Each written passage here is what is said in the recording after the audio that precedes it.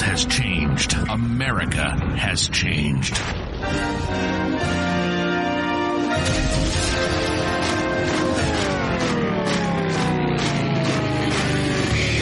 If something were to happen tomorrow, how self-sufficient would you be? Could you grow your own food? Could you sustain your own livestock? Could you survive?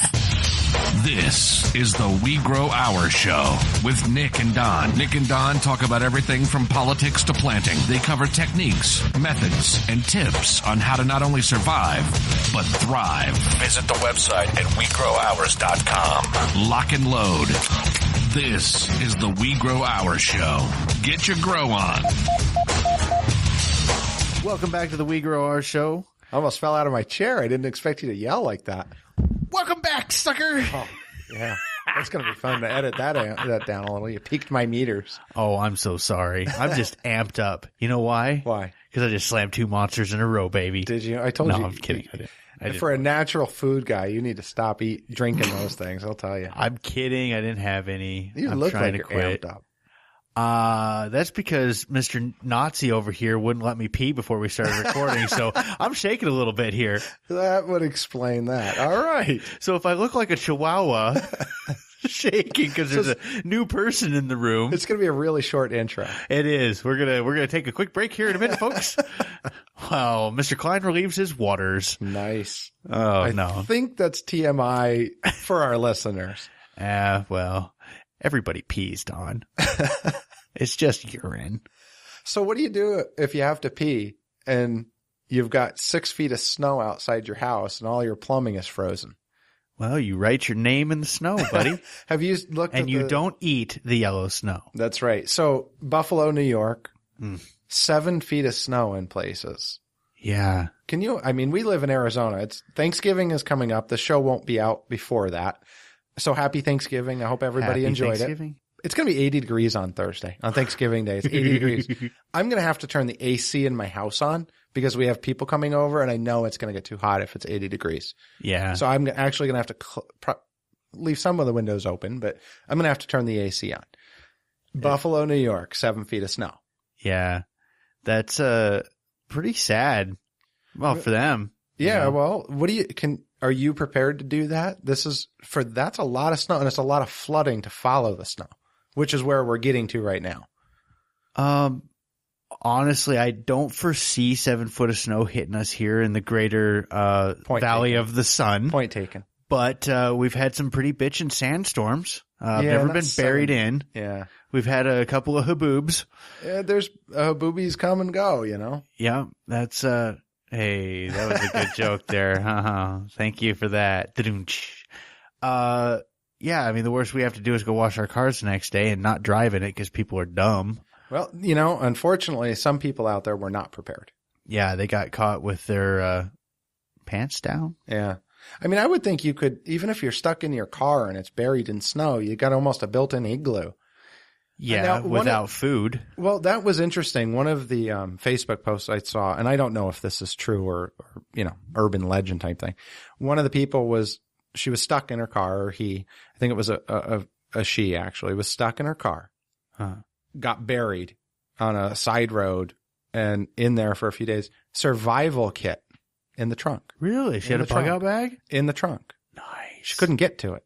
Oh. The car was buried under, 4 foot of snow.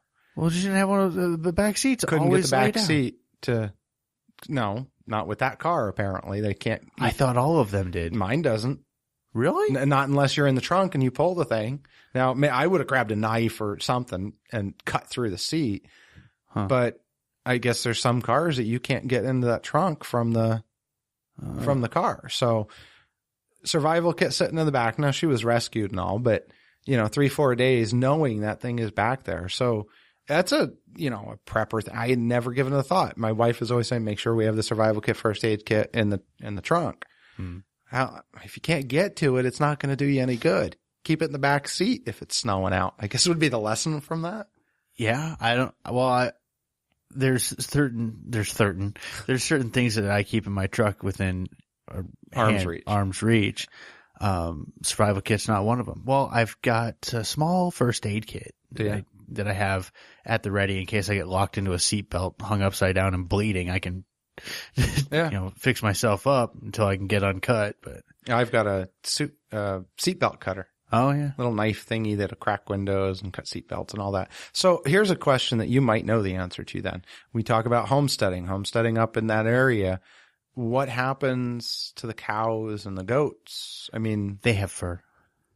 Well, that's a lot of snow. I mean, does everybody up there have barns? That might be a silly question, but I actually don't know. I would think cows, when I grew up in Jersey, the cows were out free ranging and then they would come in. But all these free range animals, I would assume they don't have a place. They can't round them up before the snowstorm, do they? No, and they don't. My dad actually, he's got 40 head of beef cattle on his farm. And most of the winter, they're down in the lower pastures and on his cornfields and stuff. And the only coverage is the trees. And trees do pretty good because they'll collect a bunch of snow on top of them. And then you'll have areas where it's not as bad. Right. But, it sucks because now they got to trudge through all that snow to get to the round bale feeders. And then you also have to trudge through that with your tractor. And it can get kind of intense and a little bit scary. The vehicles don't go anywhere. Yeah. I mean, it's a different world of prepping, something that I hadn't thought of because obviously we live in Arizona, which is, again, 80 degrees on Thanksgiving. There's a problem with this too. We have to prep for 120 degrees in the summertime in case the electric goes out for some reason or we don't have any water. How do we water our animals? I've never had to deal with prepping for 7 feet of snow. I mean, I can't imagine. So yeah. Small world though. This country you've got so many climates and so many things to prepare for. Well, even in Arizona, we have all 7 of the climates. Yeah, good point. I mean, we even have rainforest in the lower southeast corner, I believe it is. We've got a little bit of rainforest there. Yeah, not much. Well, they have juvenile jaguars. No, I agree. Yeah.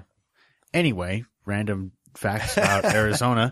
I would say rule number 1, keep a flamethrower next to your front door. There you go. A rabbit powered flamethrower. Yeah. That's Love the way it. to do it. And you could get a hamster wheel and let them run on that. Generate some electricity, right? There you go. Go. So actually that would be, if any of our listeners are up in that area and you guys went through this, I'd love to hear from you. Definitely. Shoot us an email, wegrowrs.com/askus, or leave a message on there and tell us a story about what you did while you were stuck in your house with 7 feet of snow outside. That's got to be the other thing that just drives you nuts, is not being able to go outside. So I'd love to hear cabin fever. Yeah. Ugh. You got to have some board games. Oh yeah. Well, was it lights out too, or were they? I would imagine you get that kind of snow. I would think people are going to have electrical problems. Yeah. Most of those are high power lines, and that's a lot of snow to be putting on there. So I'm sure some people did. So in some parts of the country, we've got 7 feet of snow. In other parts of the country, we've got hoodlums running the streets, looting, stealing. Yeah. Bad situation all around. Yeah. Ferguson. Yeah. Place I don't want to be. Nope. Have no desire to go there. That's for sure. Anybody planning their holiday vacation to Ferguson probably ought to reconsider. Yeah. And I hope everybody that does live out there is well prepped. Yeah, exactly. So did you get a chance to look at any of the evidence on the case? Or? I posted a link on my personal Facebook page. Don's out there mining for friends. But I do get feeling political. lonely. I do get political. Yeah, if you want a taste of the real libertarian, this is the guy. Yeah, I'm not, I don't want to get too much into the Ferguson stuff. I pray for peace out there. I hope everybody can continue to keep a cool head. We record on Tuesdays. So there was the verdict came out yesterday, the day before this podcast. I'm sure the looting has either started or will be starting soon. And I just hope, Didn't it start yesterday? Yeah, but it's going to start again tonight. And you think it's going to keep going? I do, for at least a little while. And, again, I don't want to get into the whole politics of it. All I'm going to say right now is I hope everybody stays safe. Well, there you go. And there's a good way to stay safe at your own house is to put up bushes around your house that have thorns on them. There you go. You know where I learned that from? Survivor Jane. You got it on Doomsday Prepper. Oh. She was on the same season you were. Well, this year, yeah. Yeah. I'm excited. All right, next up, let's have Survivor Jane. Welcome back to the We Grow Ours show. We have a not in studio guest. We have Survivor Jane on the phone. How are you doing today, Jane? Hey, I'm doing fine. Thank you. You're transmitting from an undisclosed location in the Appalachian Mountains, if I'm correct. That is correct. Incognito. I love it.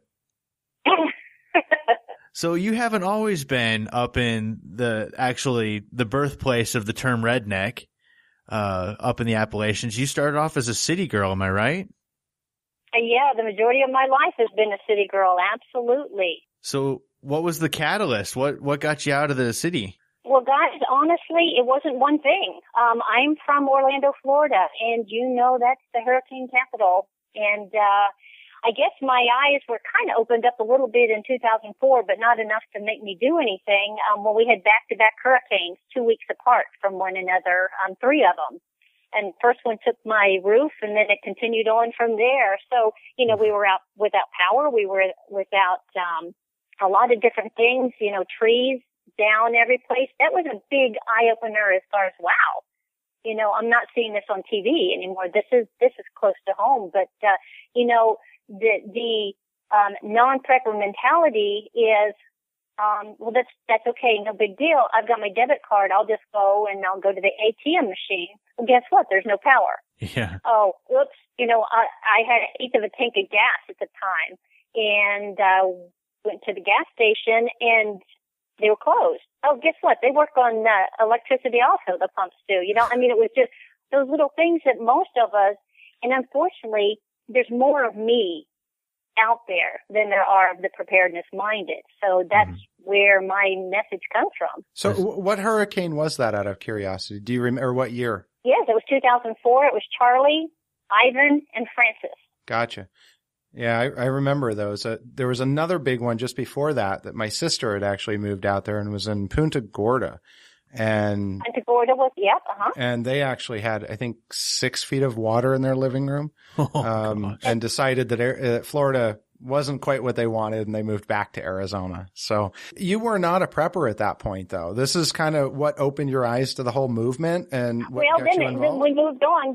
I will say that after that, then, of course, the housing market, you know, where everybody's house became worth absolutely nothing. And the biggest pinch for me was my 401k. I was losing, honestly, $7,000 a month. Now, that was money that I had been putting in for years and years and years, doubling up, because honestly, I am a consumer and I wanted to live in the same style that I was used to. And that means you've got to have money to do that. So I was really stocking it away, and I was just watching it drain. I went to my HR person. I said, look, I need to know what I can do about losing all this money, because they were self-insured. And so all that money stayed in, and they just turned it over with, you know, internally. And, they said, well, you've got 2 options. You can quit, you know, or you can die. And it's like, oh, gee, die, quit, you know. And honestly, that is when I thought, you know, it's not worth all this, me losing it. I would never be able to recoup this. But the straw that broke the camel's back, I'm leaving my 16th floor downtown parking garage, and I am held up by 2 men, gunpoint. They had just robbed somebody at an ATM machine, and they were looking for somebody as a getaway car. That was the point that it was like, you know what? I'm not in Kansas anymore. I don't feel safe anymore. I don't have any money. My house isn't worth anything. What if something happened? What if there was some type of civil risk situation where I couldn't get out of here? And that's where my eyes were kind of open to, you know, this is not a world that I thought I had lived in. Wow. That is, wow. Yeah. That's a wow story right there. Out of those lemons, you went ahead and you made lemonade, and you became, and you are one of the most popular prepper websites and especially hashtags on Twitter. Well, you know, where that came from is I decided to start researching what preparedness meant. And the more sites that I went on, the more frustrated I got, because they were talking in all these weird acronyms. You know, it's like, what the heck is Bob? You know, what does that mean? And what do you want? EDC? It's like, why can't you people I was spending more time, guys, going to other sites to figure out what these words meant than I was actually learning. And so I thought, you know what? There are too many people out there that are just like me that probably get so frustrated because they feel like you have to be members only to understand what is being said, that they just give up. So I didn't want them to give up. I mean, it was my mission that I wanted to share what I had learned. So that's why I created Survivor Jane, because I wanted to show that there are more people like me that are oblivious to what's going on. And it's not all about, a lot of people get so caught up in stuff. You know, let me get a bug out bag or let me get an emergency bag and just fill it with stuff, but they have no idea what it is. They get in that panic mode and they know they need to do something. So I try to share with them an easy, understand, I call it girl talk, you know, but it's just kind of talk to the fifth grader type of talk where it's like, you know, I say the same thing that some of these other sites say, but I just say it a little bit gentler. I like that. It's prepper talk for those that aren't preppers yet, kind of. we have I'm in IT and we have geek speak. It's the same thing. You have to talk to people in a language they understand. Otherwise, they're not going to be interested in it in the first place. So, and they do get frustrated. Now, Prepper Talk was born August of 2011. I was on Facebook because I love these social media places, but it's hard to find preparedness-minded people because they go by Bob with the hat on or Joe Smith or whatever. So you cannot tell who is a preparedness-minded person and who's not. So I thought, you know what? I wonder if I created a hashtag and start promoting it, if people would start using that as a means to start talking with each other. And as it started out, we started talks where we would have at 6 in the evening time, Eastern time, until it was supposed to be 12 o'clock midnight, but because it went all the way over to Western, it would go until 3 o'clock in the morning where people were just talking with each other about all types of different preparedness topics. And that's how it really started getting momentum. But it also doesn't give you a life either because you're exhausted after 6 to midnight for, you know, months and months and months. And it went on for quite a while until it was like, okay, I think it's got its momentum now. I don't need to be doing this all the time. And it's probably one of the most recognized hashtags internationally, worldwide now. I like it. And then from there, see, what's funny is prepping used to be kind of the boys' club, right? Absolutely. I'm seeing a lot more ladies coming out to the prepper events and actually looking at one of the books here. Let's see, what is it? Where There Is No Cosmetic Counter. I love that title, by the way. Well, you know, that all came from me living on a homestead. And you know what? I can't go to the department stores anymore. The nearest true department store is better than an hour away. And I don't have the funds anymore. When I left Orlando, I left my job, I sold my home, and whatever I had, I took to move to the hills and start homesteading. So that means that all the pennies are allotted for livelihood now. It's not a frivolous spending. So I can't buy the things that I used to. And I got to thinking, God, you know, I wonder what people would do if they couldn't go, if there was no more cosmetic counters. You know, where you could buy lotions, you could buy soaps, you could buy whatever. But then people, they feared that pink cover for some reason. Yeah. And, you know, I have a lot of men followers and they got the concept, but they just could not grasp buying a pink book. So We're vain people. We're very vain. If it was pink camouflage, maybe. That's right. And so that's where my second revision came in. And that's emergency survival hygiene. It's the same book. It's just revised with a nice index in it and a different color that would be a little bit more gender friendly. And so what it's all about is just, again, if you couldn't have any type of hygiene products, what would you do? And I learned, guys, that everything that we use can be made with stuff out of the kitchen. No lie. I mean, everything you could use either out of your food pantry. and out of your kitchen or out of your garden. And I thought, God, talk about redundancy. You don't have to use all that storage space for cases and cases of soaps and shampoos and whatever. You can make it with just stuff that you have in your kitchen. So I'm thinking, what a great resource book to have on the shelf that if in fact whoever hits the fan, you can say, okay, I'm out of soap. Now what do I do? My family's going to look at me, Dad, what do we use? And that's the why for the book. I love it. The pink cover, I have an excuse. I would just buy it for my wife, and then of course I'd have to read it. But yeah, that's what the guys say. It's like, okay, that's fine. Listen, I have 4 little sisters. I've made the late night runs to pick up hygiene products that I had no earthly business buying. So there's a few of us out here that still buy it with the pink cover, but I'm glad you made it okay for all of us. That's right. So one of the things that you just mentioned was you moved into the homesteading. So what was that transition from the city girl life to the homesteading, and what was the challenges, and what have you come out, and what's the good part about it? That up and down. Well, the good part, I will say, no stress. I mean, it is amazing how, even talking with my sisters back in Orlando, and I hear about, you can tell that they still, they still have that stress. I mean, me, I had to drive in Orlando. I had to drive 15 miles, and it took 45 minutes or so to get there. Oh, that is. And they still idling have in to do traffic. that. And they still have to, and they still have to deal with bosses, and they still have to I have to deal with 40 animals. I can do that. Even though I was a one pet person, and I really wasn't big on dogs because they lick you and smell of you and all this stuff, and they stink. Now I have 8 goats, and I have ducks, and I have bunnies, and I have and it's a learning process all the time, and that's what I love, because I share, good or bad, it doesn't matter. If I make a mistake, I make a huge mistake. I wasn't used to being in the kitchen. I'll really give you something that was kind of gross. I got a mandolin slicer.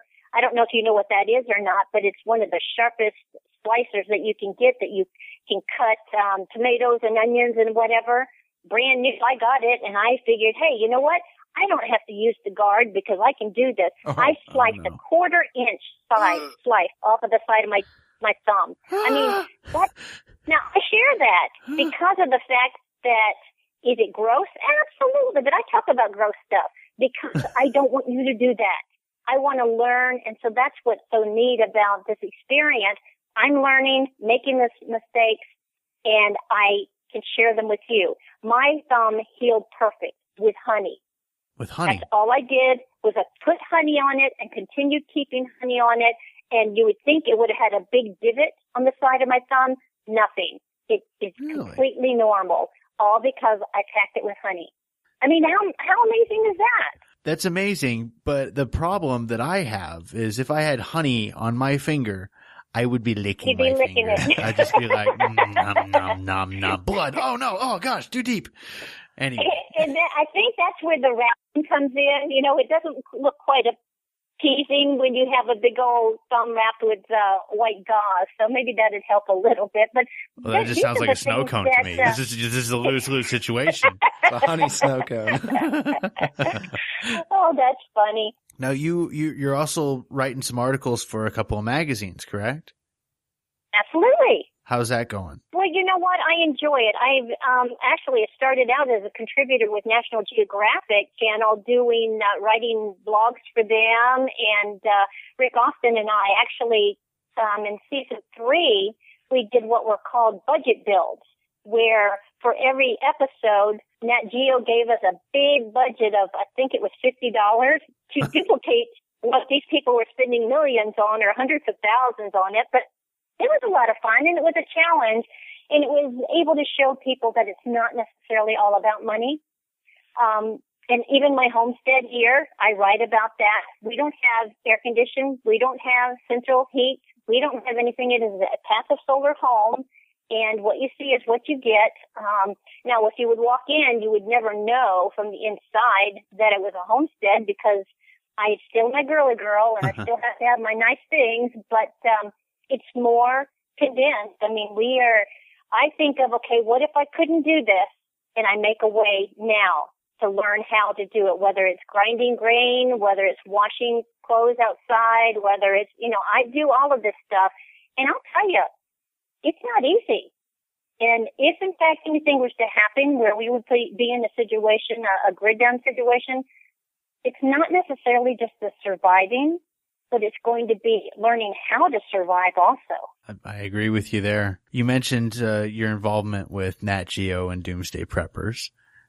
You were also featured this year. We spoke a little bit about that off the air, but you were featured in season 4. Am I right? You are right. And that was, they had been asking for several years, and I had been saying no, only because I didn't like the way they were portrayed. I don't think that that's the way the majority of us are. Now, there are some extremists, and that's with everything that you find, but unfortunately, I just didn't agree with that.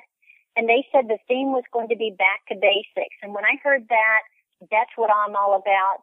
And I agreed. Absolutely. I would come on. And thankfully, it wasn't too painful. There were some things, but just don't drink any of the tea that I serve. And what else? As far as the peppers, yeah, don't come around any of those hot peppers, I guess. But for me, that episode, one of the reasons I liked it, there were 2 episodes I love this year, obviously, but yours was one of them. And the garden was amazing to me. And what was it? Are they grapes that you're putting out? The vines as a fence line? Wasn't that on your episode? Yeah, off the orange. Uh-huh. Yeah. And I mean, those 2 things and the way that garden was laid out was amazing. It blew my mind. I hadn't thought about doing that before. And I'm actually looking at ways to integrate aquaponics into that type of layout. Well, you know what? Honestly, I had a fit when I heard what the plan was going to be. It was like, you're going to do what? I'm a straight row girl. I like things straight. I like things nice and tidy. I like everything to be all neat and orderly. And this is not a neat and orderly garden, but it is unbelievable, the produce. In fact, I still have, and I hope that nothing happens, because I have freezers full of food still that I'm trying to catch up from last year, and it's just continuing to come in, and it's just me, and it's almost, I'm in the kitchen all the time, either making cheeses, or I'm making, I make anything and everything now. And same thing with the food, the vegetables and the fruits that are coming in. I mean, it's really hard to fathom. And when people come, they look around and they go, well, where's the garden? And it's like, you're standing in it. This is it. It was like, all this? And it's like an Easter egg hunt. You find things all over the place. It's like, oh, look, there's some tomatoes, and here's some cucumbers going. And then, of course, you've got your apples, and you've got your plums, and you've got your figs. And it's honestly, it is a Garden of Eden. And you don't do anything but pick. Or harvest. You can't beat that. I mean, no. The security of the fence line was the other part of that. I mean, you did this naturally, and you can use it for livestock, so your goats don't go running out. You can use it for intruders not coming in. And my wife and I have been looking at some properties. We're looking up in the Washington, Idaho area. Your episode got me thinking that when I've been drawing these things out, and we look at these aerial views of the properties, I'm thinking, how much food can I produce in that layout along with aquaponics? So what I want to do is put a pond in the middle. And then work my grow beds out from there, and then go traditional garden in a circle around it. And right now we have a pond also, and it does exactly that. It kind of filters we have a grade water system, and so it baffles through, and then it can go into the pond, and we could actually use that as overflow. But honestly, we haven't watered the garden in, oh my gosh, several years, because it kind of takes care of itself. It kind of creates those, they're like little pond or little, I don't know, like eye-shaped type of water catchers underneath the berms. And it's really amazing when people were having a really dry season up here about 2 or 3 years ago, we were flourishing up here. And it's just an amazing thing because we're just letting nature do what nature does. Yeah, just directing it just slightly in your favor. Yeah, what I like and what I don't like as far as the food. Well, it's what's funny is, well, it's not even funny, but Mother Nature doesn't plant stuff in rows, except for tumbleweeds. Tumbleweeds plant in rows, but nobody likes tumbleweeds. You can't eat them. But everything else is just sporadic wherever the poop drops, really. True, and it's amazing to watch trellis things climb on trees and they go over and under and whatever. And that's why I say it's like an Easter egg hunt sometimes because of the fact that something has moved its way on down the line. And it's like, oh, look, here's some strawberries here, or, so it's not, and plus the insect issue. Where you've got something all in a straight line of the same thing, it's going to be like a buffet table, smorgasbord. They're just going to be going from one plant to the next. So this way, it makes them actually work. So they have to go from here all the way down to that berm and come on back here. So it makes it, as far as the pest control also, it's so much easier because we don't use any type of herbicides or pesticides or insecticides. Gotta love that. That's the way you're supposed to be doing things. Yeah. Well, you're not going to have it if the food hits the fan. You're not going to have it. So exactly. And that's the lifestyle. If we can't get it, then we don't want it now. I hear a lot about the garden and a lot about some of the things you're doing as homesteading. Mm-hmm. What makes you a prepper then? Well, I think that prepping is subjective to us. It's just being a little bit more responsible for our own well-being. It's just being a little bit more self-reliant and not being so reliant on the almighty dollar necessarily or our government.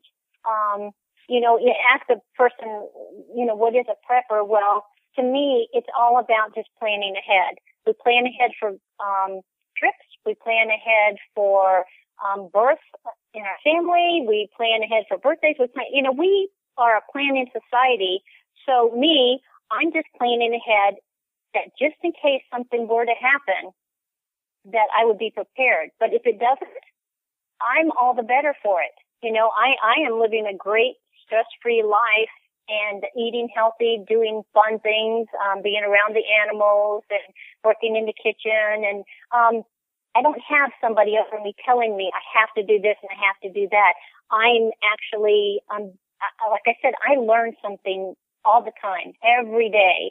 And that's the exciting part. So prepper, you know what? I am a preparedness-minded person. Hey, that's one heck of an answer right there. And usually I tell people that the progression is more of you become a prepper when you get nervous. You buy a bunch of canned foods, you get your ammunition, you get the stuff that you can buy up.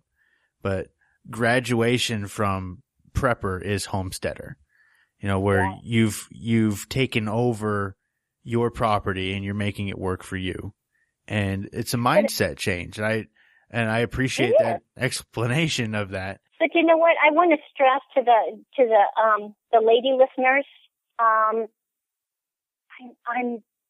say I'm a farmer, but you know what? I get up, I do my hair, I do my makeup. I do my nails. And those goats appreciate it.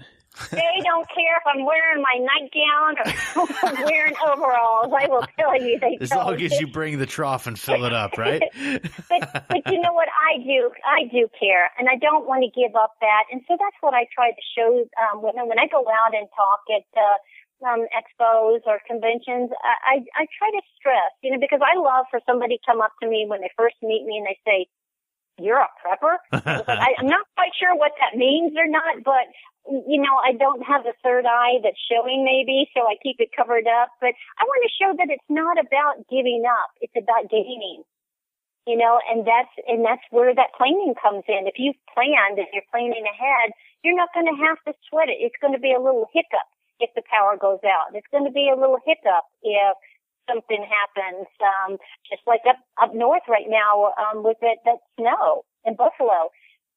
If you've planned ahead, you're going to be warm. You're going to have redundancy of some type of alternate heat for yourself. You're going to have food. but you're not going to hear about that. You're going to hear about the dismal people that are trying to shovel out right now that weren't prepared. Absolutely. That's a bad situation up there too. That's a lot of snow, and I think there's a lot of flooding coming from that. So. Yeah, and that's it. You know what? Disasters know no time. They're going to come when they want to. So that's where you plan for one, you plan for all of them. You know, you've got your basic needs covered. You know, you've got your water, you've got your food, you've got your security, and you've got your protection. Then you can get into your first aid and communications and on and on and on. But if you have your basic needs covered first, you should be fine. So I have a question for you. We're running out of time, so I want to get this out there. You've Sure. gone through the journey from city girl to homesteader prepper. So if you could pick out maybe one or two things that you've experienced along the way that you could steer somebody and say, this is the biggest choice that you either did correct or you did incorrectly, and give that advice to those people. My huge advice is preparedness is like eating an elephant. You have to do it one step at a time, one bite at a time. And you cannot, there's no way you can do it all at once. And the second thing and the most critical part is don't buy and not try. Do not go out. I see these people, and I'm sure you all have seen it too at these conventions. They just buy. It's like, oh, yeah, I got to have that, and oh, I got to have that. And they don't try it, and they don't even know if it'll work. And heaven forbid something were to happen, that is not the time to start. So I stress if you feel that you need to buy something, don't buy it and just pack it away. Don't buy without trying. That's really good advice. It's like you can't buy a cage system from me and have it sitting at your house, and then all of a sudden disaster strikes. Oh, time to start raising rabbits. You know. But you know what? And honestly, we all do it. I'll tell you, we all do it. And I have found that when I pulled out something to go to try to use it, it didn't work. Yeah. So you spent all that money and you didn't know for a whole year that what you had that you thought you were going to rely on doesn't work. There was a piece missing, or it warped, or it, on and on and on. So if you're going to have something, make sure that you need it and make sure that it is something that you could use. But I stress redundancy also. There's so many things that we can use as redundant preps. So it's not all about just one thing. Yeah, we're going to be doing, and it'll probably be next year at this point, but we were asked to do a show on sun ovens. It actually came from a listener of ours wanting to talk about alternate cooking methods. So Sun Ovens was gracious enough to send us a sun oven, and I've been using this thing now, 2-3 times a week for the last 2 months, 3 months. And I found the good and the bad about it because we've gotten it out of the box, we've set it up, and we've used it. If it wasn't for this show, I can probably tell you we would have gotten that and set it there and said, okay, we're prepared, and never ever opened it, never used it unless we thought it was an emergency. So, and that's what I think we all do. I honestly, anybody that says they don't, it's like liar, liar, pants on fire, because that we all have done it. I don't think I hear that term enough there. There you go. For our grown-up listeners, that means. No, I love it. Well, Jane, thank you so much for joining us. I've had a really good time. Any words of wisdom as we shut her down? No, I would just think about Christmas. Like I said, hygiene. People don't realize that infectious disease is the number one death worldwide. It's cause of death worldwide. And what are you going to do when you don't have that toilet paper? What are you going to do when you don't have that soap? So I'd suggest that you check out Emergency Survival Hygiene, Amazon, both Kindle and paperback. And we'll have that link on our show notes. Mm-hmm. And where else can people find you? On Twitter, I know the hashtag Prepper Talk, but other than that, where can we go to find more information on you, to contact you, and to follow you? Thank you. I have my website, survivorjane.com. I'm also on Facebook, Survivor Jane. I'm also on Google Plus, Survivor Jane. I'm also on LinkedIn, Survivor Jane, YouTube, Survivor Jane.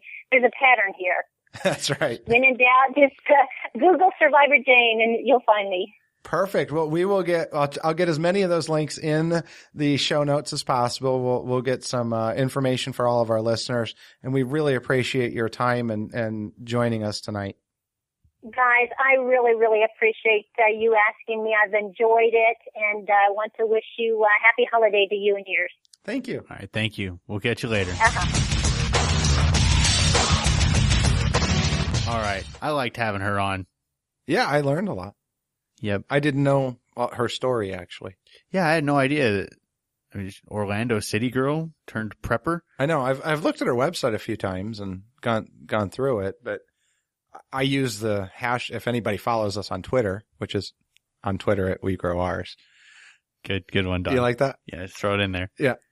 You know, I use that Prepper Talk hashtag all the time. It's huge in Prepper Talk. I never correlated Survival Jane with the Prepper Talk hashtag. Oh, there you go. So if you guys are on Twitter, use it. The more you know. And of course, use pound We Grow Ours. Of course, pound us. Did I just say that?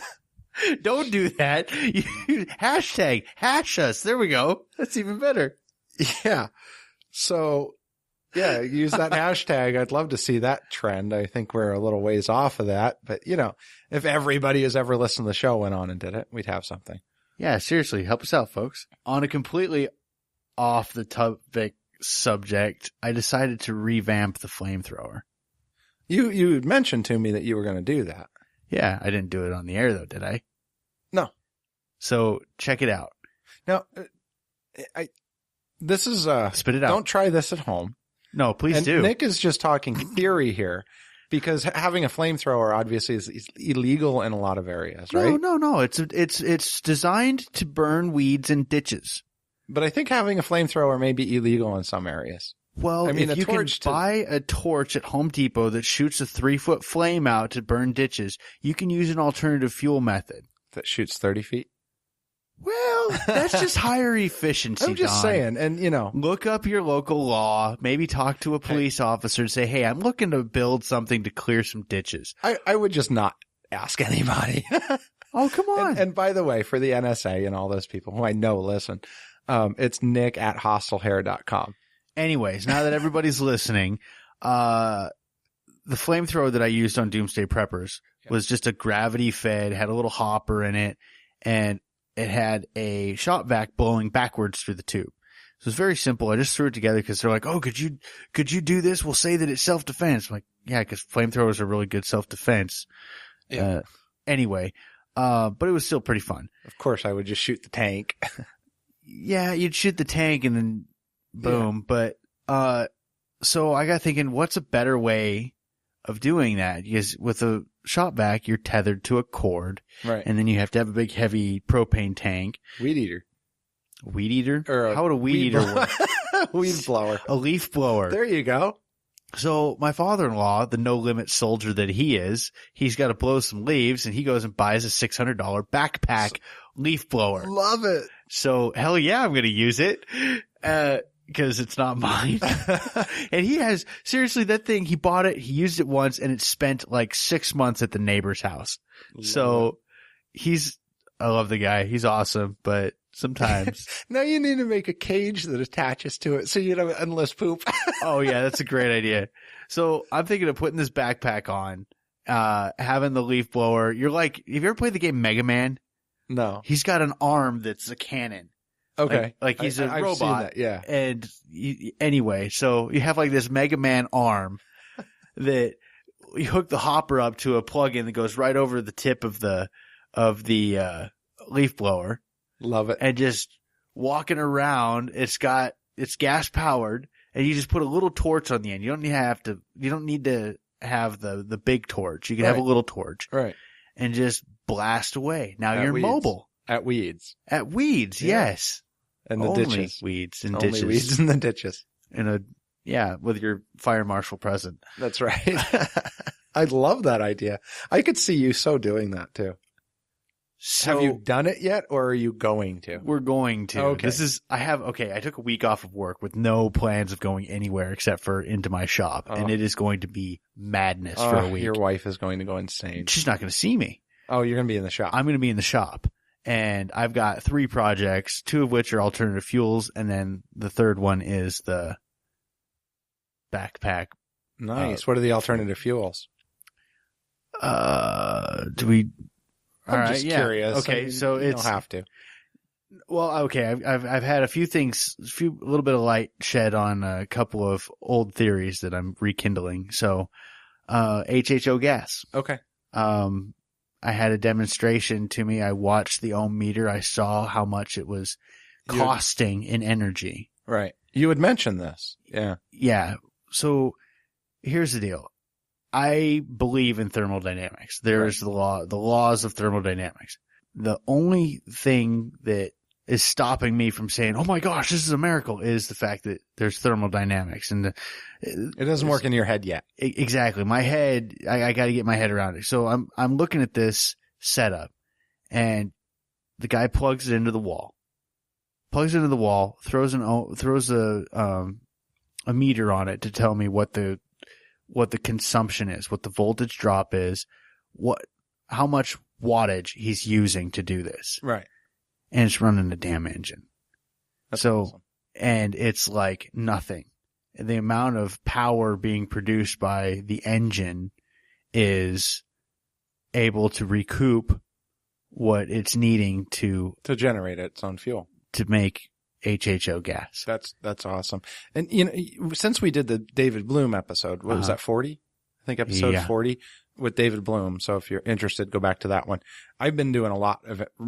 I was never into alternative energies like you, but I keep going back and watching, and I'm learning so much. I'm like, wow, I'm still stuck on ethanol. I think it's an amazing thing, especially for the investment. I don't understand why we're not doing it. I know why we're not doing it. Yeah, because of the money that the lobbyists spent on telling us we shouldn't. Exactly. But I'll tell you, I keep going back to this magnetic thing. And that to me is really cool because, you know, you can't destroy or create energy and all this.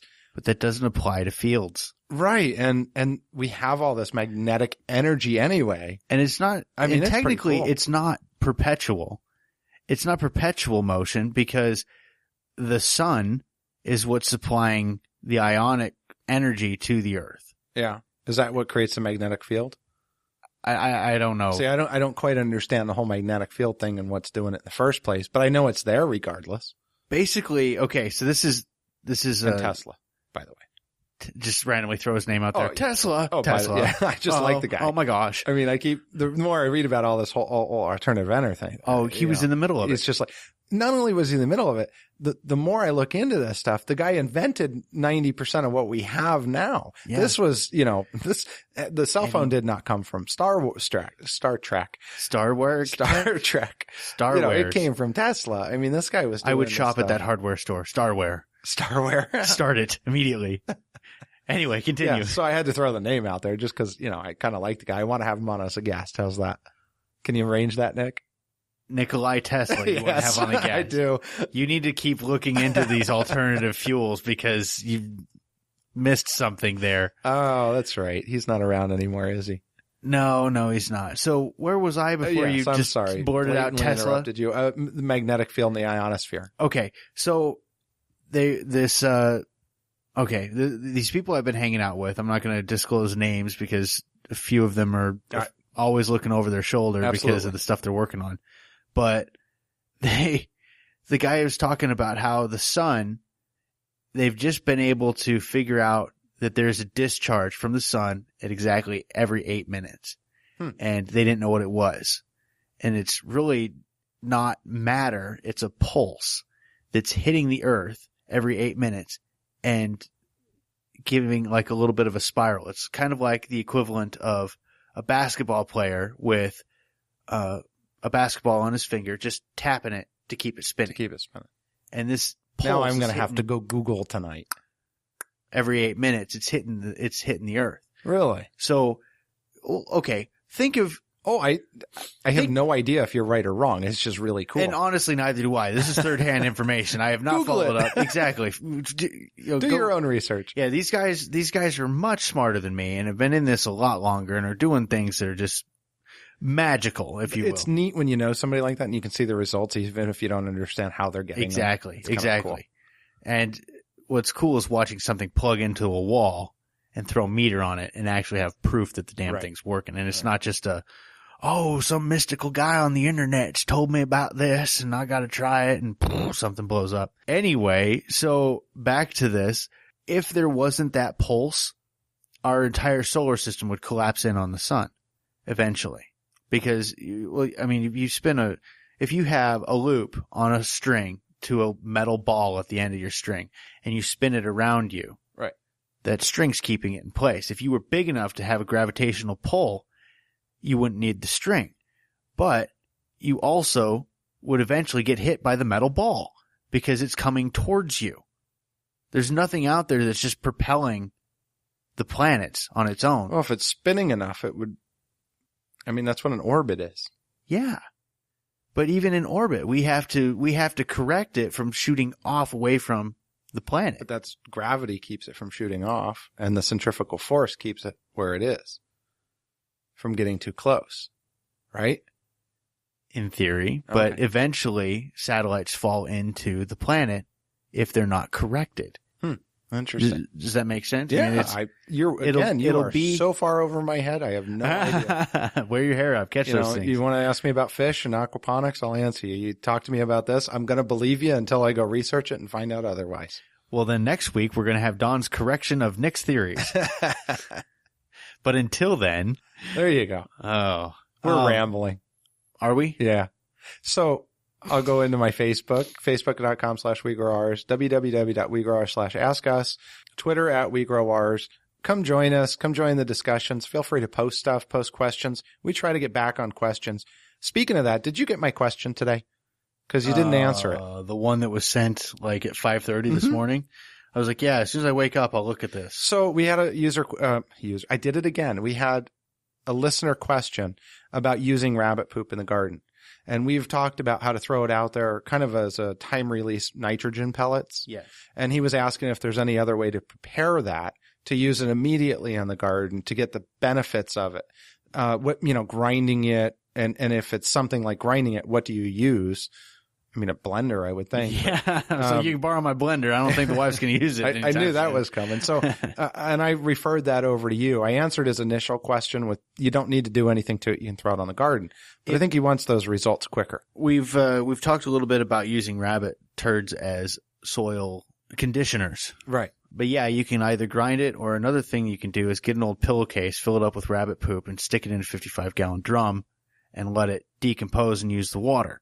Water your garden with the compost tea that's coming out of the... You can even catch some methane off of that, I bet. Sure, yeah. And then use the water as well. So you take your methane digester and empty it in your garden. That's going to give you that kind of that... Oh, immediately. It's immediate. That is how you make rabbit poop hot, though. Now you've got to So it is the same then as chicken poop? Not the same, because it doesn't have... It's higher... You're going to have a ton of nitrates. Is it going to burn the garden? I've never done it to... Okay. I've not done that. I'm not really a gardener per se. So I guess the answer would be you can get it wet, and it's going to release a lot quicker. Yeah. Because it's going to absorb those nutrients into the water and put that water in your garden, or grind it up and maybe spread it out if you don't want it quite as hot as that. Yeah. And I'd monitor the pH of the soil, because sometimes rabbit manure will have urine stuck to it. Yeah. And that will increase your pH. And I'll tell you one thing, cleaning my cages recently, I've been working with the whole thing. That dang shop vac just works so good. Yeah. I mean, I just love taking and then I dump that out, and I mean, you're done. I love the noise that they make when they hit the hose for the first time. I'm giggling. That's sad. I know. It's so bad. I think that means we're a little simple-minded here. Oh, the best though is I had one of those huge. It's a huge vacuum that you hook up to a wood shop. You'd mentioned that, yeah. And the idea was to have this thing at the end of the row with a hose dangling at each cage, at each battery, so that everything would drop into the pans over top of the community trough. Right. And then I would just wiggle a stick that would take all 4 of the hoses around. And when I fired this thing up, it took my hat off. A freaking jet rabbit out. Well, it was like a freaking jet turbine took off out of my yard. This thing was blasted. If I added fuel to it, it would have went into orbit. Nice. All right, folks. Anyway, on that note, thanks for joining us. Woohoo. We'll catch you next week.